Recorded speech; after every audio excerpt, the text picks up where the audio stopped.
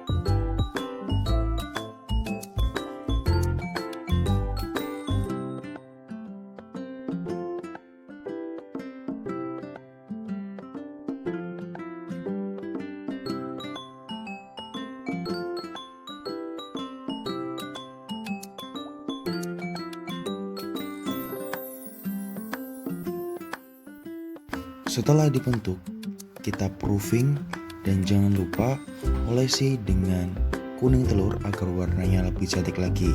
Diamkan selama beberapa menit sebelum dipanggang ke dalam oven. Pastikan memanggang dengan suhu yang cukup tinggi dan lama pembakaran sekitar tidak kurang dari 30 menit.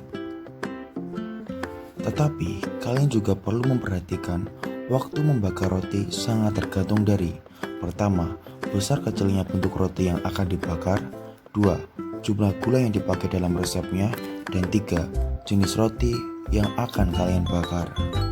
Roti yang telah mengalami pembakaran yang sempurna akan memiliki sifat: pertama, daging roti tidak basah atau lengket, 2, enzim yeast sudah mati, dan 3, roti tetap dapat bertahan pada dimensi terakhirnya walaupun menjadi dingin atau tidak kempot.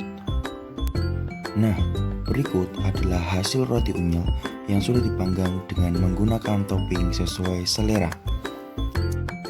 Terima kasih telah menonton video saya, dan jangan lupa like, komen, dan subscribe channel YouTube saya,